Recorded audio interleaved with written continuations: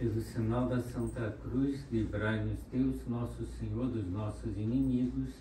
Em nome do Pai, do Filho e do Espírito Santo. Amém. Meu Senhor e meu Deus, creio firmemente que estás aqui, que me vês, que me ouves. Adoro-te com profunda reverência. Peço-te perdão dos meus pecados e graça para fazer com fruto esse tempo de oração. Minha Mãe Imaculada, São José, meu Pai e Senhor, meu anjo da guarda, intercedei por mim.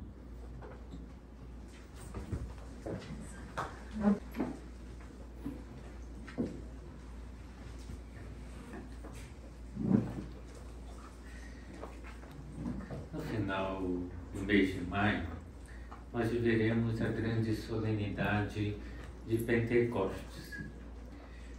50 dias depois da ressurreição, da Páscoa, o Espírito Santo desceu sobre os discípulos de Cristo que se encontravam reunidos com Maria, sua mãe, no cenáculo. Jesus já havia anunciado que convinha que ele subisse ao céu para que nos enviasse o Consolador, a terceira pessoa da Santíssima Trindade. E se Jesus Cristo é Deus conosco, que conviveu conosco, que se tornou o nosso amigo, o Espírito Santo é Deus em nós, é o amor derramado nos nossos corações. No livro Caminho, São José Maria Escrivá aconselha: cultiva o trato com o Espírito Santo, que é quem te há de santificar. Não esqueças que és templo de Deus. O Paráclito está no centro da tua alma. Escuta-o e segue docilmente as suas inspirações.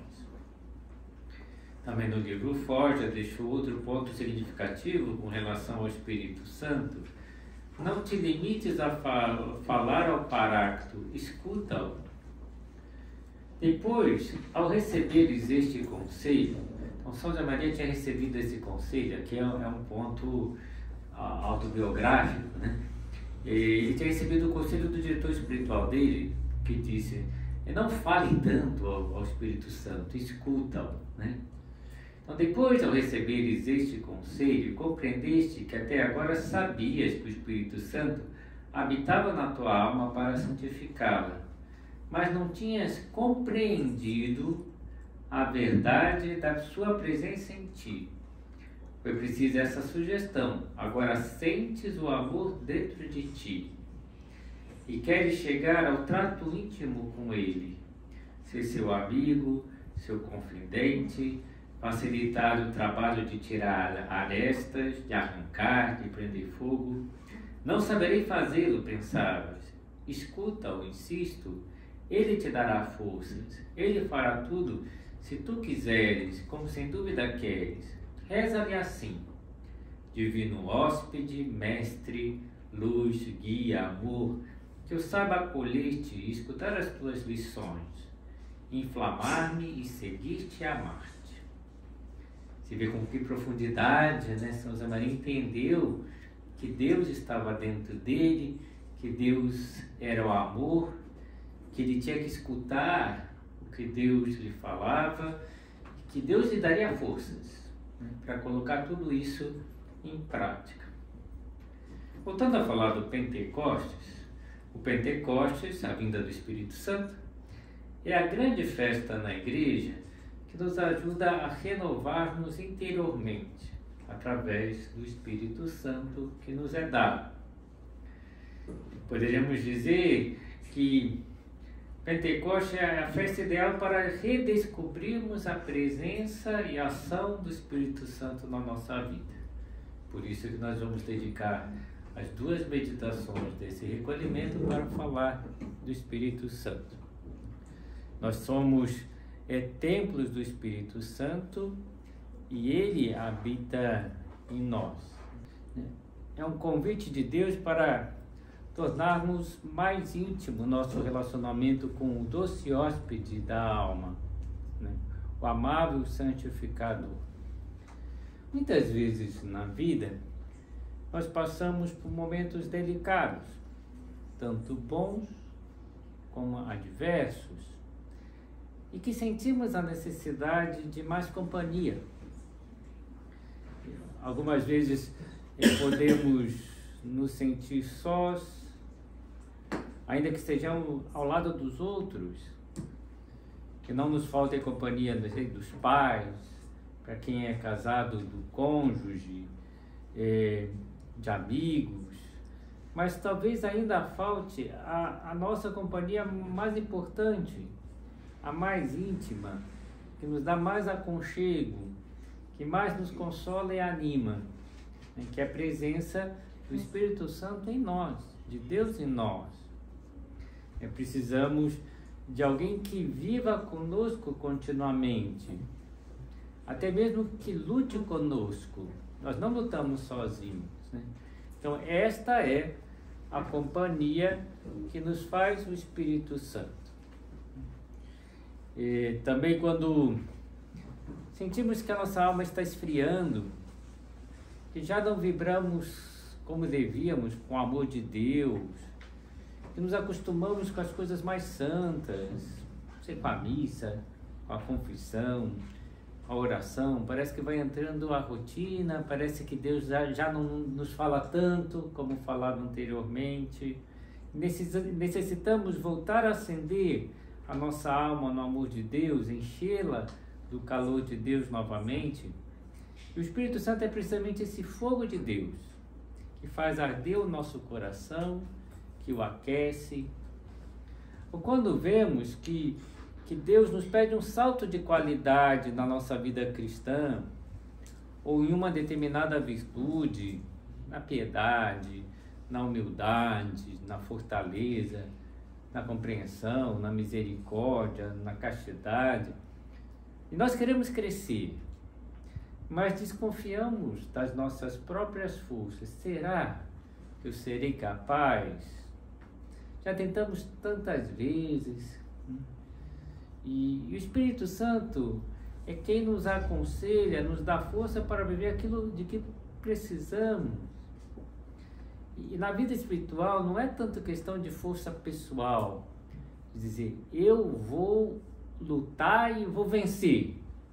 Sozinho nós não vamos lutar e sozinho nós não vamos vencer, né?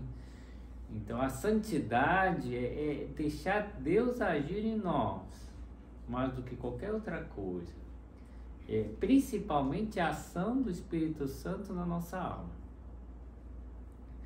Então, se sentimos tudo isso, é hora de buscarmos o convívio mais intenso com o Espírito Santo, que é a nossa companhia mais íntima, que é o Consolador, né? No hino Veni Creator, que é sobre o Espírito Santo, se diz que o Espírito Santo é dom de Deus Altíssimo, fonte viva, fogo, caridade, unção espiritual, etc. É hora de clamar com aquelas palavras também na oração ao Espírito Santo. Vinde, Espírito Santo, enchei os corações dos vossos fiéis e acendei neles o fogo do vosso amor. Enviai, Senhor, o vosso Espírito, e tudo será criado, e renovareis a face da terra. Então, o Espírito Santo é quem renova a face da terra e remove os corações dos cristãos. Basta recordarmos o que aconteceu em Pentecostes. No dia de Pentecostes, estando os apóstolos reunidos com Maria no cenáculo, de repente um vento impetuoso encheu toda a casa onde eles estavam. E não só sacudiu a casa, mas também sacudiu o pensamento e a vida espiritual de todos que estavam ali presentes. E a maioria dos que estavam ali, como eles se encontravam espiritualmente ou interiormente, eles se sentiam fracos. Percebiam a enorme desproporção entre muito que Deus lhes pedia, e que Deus lhes pedia, que Jesus tinha pedido para eles, ide por todo mundo, a todo mundo pregar o Evangelho, né? E eles estavam lá fechados, e não eram capazes de pregar para ninguém, estavam com medo de todo mundo, né? como ide por todo o mundo, a todos pregar o Evangelho. Porque eles estavam atemorizados, eles estavam encolhidos, percebiam que estavam cheios de limitações humanas, de fraqueza, sabiam que tinha abandonado Cristo na cruz, só João que não, né? E eles pensavam, quem somos nós, né? Para agora, né, que Cristo se foi, né, pregar a mensagem de Cristo para o mundo. E tudo isso desanimava, as dificuldades até de entender as coisas, né? A falta de vontade também de colocar em prática o que Deus pedia. Então havia resistência do coração, havia frieza da alma, havia falta de generosidade em corresponder, havia medo de chocar com o ambiente, medo de ser preso, medo de morrer como Cristo, né? Crucificado. Então tudo isso eles tinham, né? E de repente vem o Espírito Santo, eles ficam repletos do Espírito Santo, aparecem umas línguas de fogo, né, sobre as suas cabeças, como fosse um excesso desse fogo do amor de Deus que estava no coração deles, aparece exteriormente. E houve uma verdadeira renovação interior. Iluminaram as suas inteligências, inflamaram os seus corações, e de repente aqueles homens medrosos começam a pregar a mensagem cristã com uma enorme segurança, começa a falar com uma eloquência. Eles que eram homens rudes, toscos, sem estudos, viram-se transformados e falavam com a autoridade de Cristo e operavam verdadeiros milagres por suas mãos, exatamente como acontecia com Cristo. E Deus promovia muitas conversões, centenas, milhares. Então, e o fogo do Espírito Santo é que foi queimando a visão humana deles, que prendia uma conduta acanhada, amedrontada. Então eles se sentem filhos de Deus, amados incondicionalmente por Deus, amigos íntimos de Cristo, que nada seria capaz de barrá-los. E que segurança, que paz eles sentem nas suas almas ao saborear o amor de Deus dentro deles. E o Espírito Santo leva eles a entenderem muitas coisas que eles não entendiam. Por exemplo, a cruz de Cristo. O Espírito Santo revitaliza a memória para eles lembrarem de toda a vida de Cristo e poderem pregar sobre a vida de Cristo. E eles têm força interior para colocar em prática os ensinamentos de Cristo. E vai robustecendo a sua vontade, e vai dando coragem, audácia, firmeza, tanto que muitos vão morrer mártires, e alguns vão ser crucificados como Cristo, São Pedro, Santo André, né? Então ocorre realmente uma mudança impressionante de disposições interiores, se deixam guiar pelo Espírito Santo, embora humanamente continuassem fracos, pouco doutos, passam a agir e atuar, né, com uma fortaleza e com uma sabedoria que não eram deles, que eram divinas. É impressionante observar o que ocorre, por exemplo, com Pedro naquele dia. Então, pouco antes estava trancado no cenáculo por medo dos judeus. Agora fala uma multidão de pessoas, sem nenhuma vacilação. E Pedro parece que desafia: varões judeus e todos os habitantes de Jerusalém, ouvi e prestai atenção às minhas palavras. E falou com autoridade, e se converteram 3.000 pessoas naquele dia. Imagina, converter 3.000 pessoas. E é o mesmo Pedro que poucas semanas antes estava com medo de uma empregada, né, que diz: você é um deles. Não sou, né? E negou, né? E agora desafia os príncipes dos sacerdotes, príncipes do povo e anciãos, né?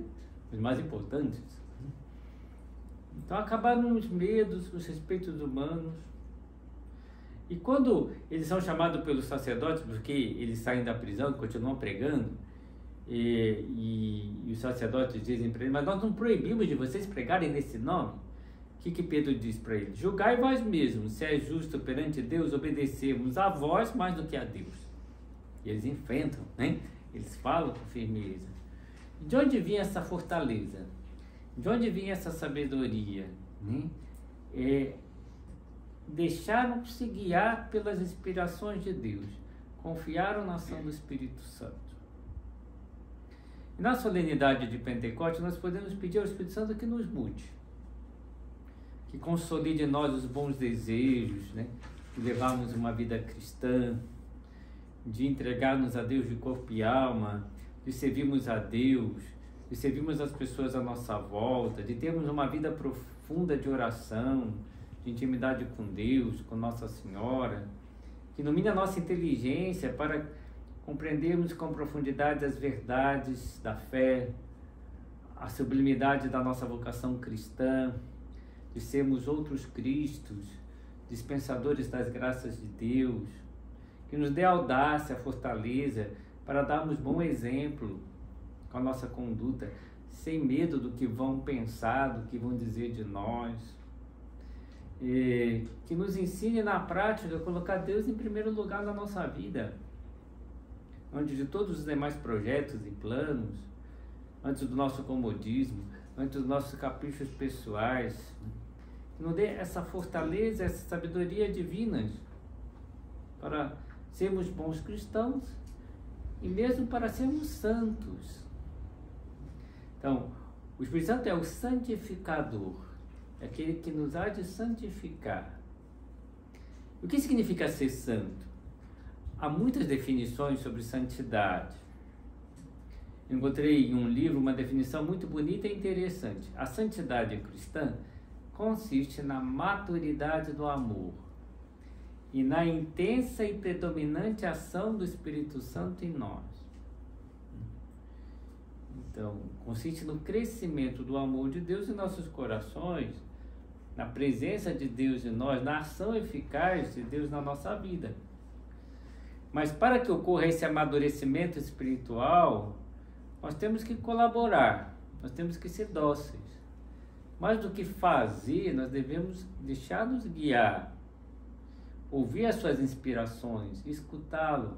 Por isso que São José Maria dizia, escuta-o. O que Deus está te falando, e Deus nos fala muito. E secundar essas imensas graças que Ele nos envia. E ser sensível aos toques do Espírito Santo. Só assim seremos cristãos maduros, profundamente felizes. Só assim experimentaremos a alegria que os santos sentiram, de quem orienta radicalmente a sua vida para Deus, que busca seriamente a santidade. E os apóstolos, depois da vinda do Pentecostes, experimentaram uma alegria enorme, transbordante na sua vida. E se nós somos generosos com Deus, Ele vai derramar abundantemente os seus dons em nós. Então, há tantos dons do Espírito Santo na nossa vida, é pena que nós não saibamos reconhecer esses dons. Tanto que nesse recolhimento, na segunda parte, eu vou falar dos dons de Deus, para a gente prestar mais atenção, porque há muitos dons de Deus na nossa vida. Às vezes a gente não vê. Há pessoas que são como cegas para os dons de Deus. Eu gostaria de fazer uma comparação, uma analogia com a cegueira física.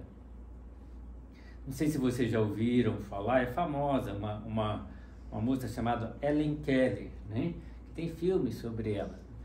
Essa moça, ela era cega e surda.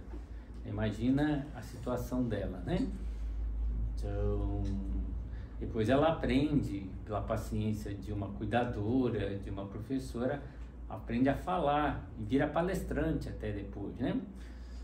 E quando ela já conseguia se comunicar com as pessoas, ela dá um testemunho interessante.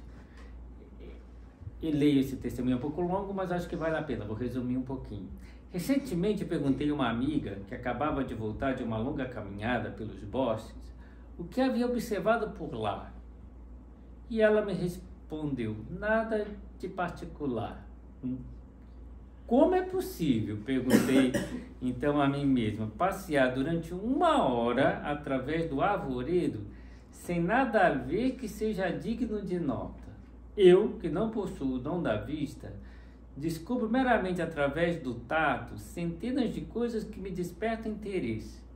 Tateio a folha de uma planta e sinto a delicada simetria das suas nervuras. Por vezes o coração chora-me no peito com desejo de ver todas essas coisas que a cegueira me esconde. Se o simples contato da mão me pode dar tanto prazer, quanto mais beleza a visão das coisas poderia revelar-me. E já me tenho abandonado a imaginar o que é que eu mais gostaria de ver, se me fosse dado o uso dos olhos, digamos, por 3 dias somente. No primeiro dia eu gostaria de ver as pessoas, cuja bondade tem tornado a minha vida digna de ser vivida. Eu não faço ideia do que seja poder ver o coração de uma pessoa amiga através do que chamam as janelas da alma, os olhos. Tudo que eu posso ver são os contornos de uma face através da polpa dos meus dedos. Chamaria à minha presença todos os meus amigos queridos e olharia demoradamente seus olhos, de modo a gravar na minha mente as evidências externas da beleza que mora dentro delas. À tarde daria um passeio pelos bosques e embriagaria os meus olhos com as belezas do mundo natural. E rogaria a Deus que me deixasse ver a glória de um ocaso deslumbrante de cor. Essa noite eu acho que eu não seria capaz de dormir. No dia seguinte, me levantar-me-ia com a primeira luz da aurora para assistir um milagre empolgante pelo qual a noite se transforma em dia. Cheia de reverente assombro, eu havia de presenciar o magnificente panorama de luz com que o sol desperta a terra adormecida. Nesse meu segundo dia, me esforçaria por penetrar na alma do homem através das suas obras de arte. Na manhã seguinte, levantar-me-ia cedo, mais uma vez, para saudar o raiar da aurora, ansiosa por descobrir novos prazeres, novas relações de beleza. Aí ela falava que queria ver o trabalho dos homens e assim continua. Ela não podia ver a beleza do mundo natural, né? E como ela imagina bem, né? Como deveria ser e como ela deseja ver. Então, às vezes, nós não vemos a beleza do mundo sobrenatural. Nós não percebemos a ação de Deus na nossa vida e no mundo. Nós não conhecemos os dons de Deus. Então, vamos hoje procurar enxergar, né, ver os dons de Deus na nossa vida. E por que às vezes a gente não vê os dons de Deus? Porque às vezes a gente abafa o amor de Deus nos nossos corações. Há um defeito que ele é terrível, porque ele abafa a ação de Deus na nossa alma. Esse defeito se chama tibieza. O que é tibieza? É um enfraquecimento do amor, uma diminuição do amor, né? Que faz com que a pessoa bloqueie os dons do Espírito Santo e já não saboreia a alegria de Deus e já não veja, né, fica cega para os dons de Deus na sua vida. Então, a tibieza gela a alma, asfixia o amor de Deus, detona a caridade, interrompe esse processo de busca da santidade que o Espírito Santo nos quer levar. E devemos ter horror à tibieza, né? São José Maria dizia, né, gritando, tibieza não. Então devemos estar atentos a possíveis sintomas da tibieza na nossa vida. Até aconselho um livro do Padre Francisco Fausto, que é o dom do Espírito Santo, e a tibieza, para a gente aprofundar nesse tema, quem quiser. Mas, então, possíveis sintomas da tibieza na nossa vida: o desleixo espiritual, a displicência nas coisas de Deus, que vai tornando a nossa piedade formal, vazia. Então, um cumprimento sem alma dos nossos deveres, por pura rotina, fazendo as coisas por pura obrigação. Outra característica da tibieza, consequência da tibieza, a indiferença para com o próximo. A pessoa que já nem está aí com os outros, não estou nem aí para ela, né? Ou para ele. Permitir a conivência disfarçada com tentações. E até mesmo deixando-se levar pelo desejo de tirar uma lasquinha em coisas desonestas, de sensualidade, de gula, de preguiça. Então não podemos deixar que se apague a chama do amor de Deus por esse vento gelado da tibieza. E devemos tomar muito cuidado, né? Porque a pessoa ativa vai encontrar 1000 desculpas esfarrapadas, né? Para se justificar, para justificar suas negligências. Mas sempre podemos notar a tibieza pela falta dos frutos do Espírito Santo na vida da pessoa. Então, em uma pessoa ativa, não encontramos a alegria profunda, radiante que os santos tinham. Por quê? Porque esse é o fruto do Espírito Santo, de ter Deus na sua alma. Mas vamos encontrar o que? Amargura, mau humor, pessoa que está sempre de mau humor. Não gozamos da paz e da serenidade que o Espírito Santo nos dá, mas intranquilidade, nervosismo, tensão.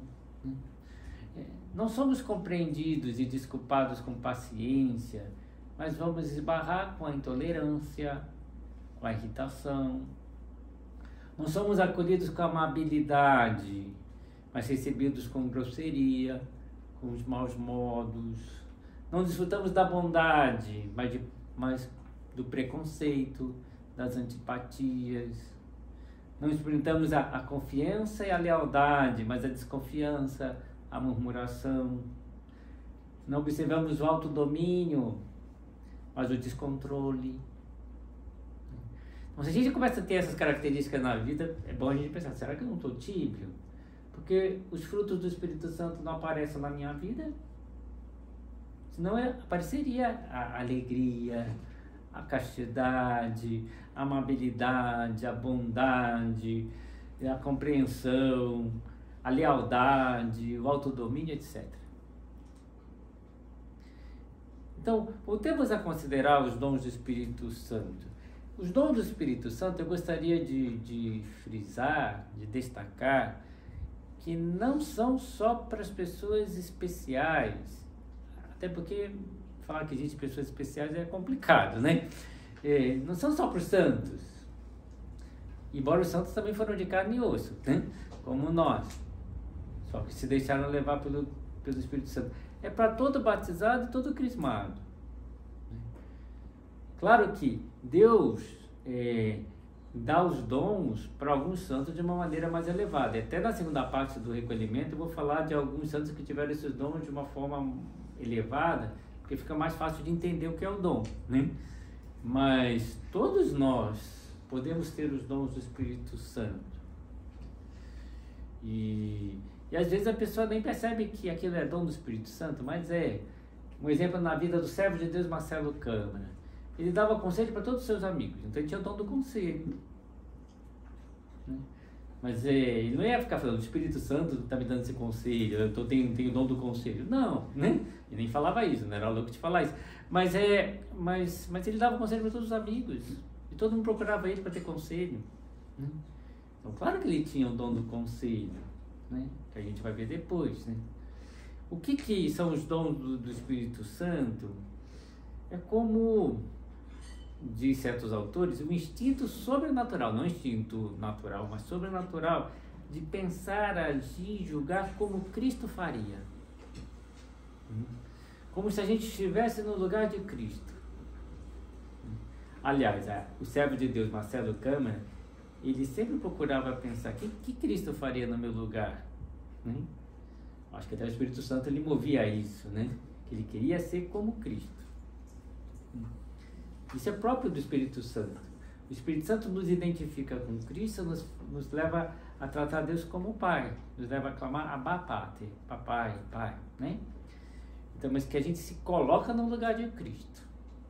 Então, na próxima meditação do recolhimento, nós vamos aprofundar nesses imensos dons de Deus na nossa vida.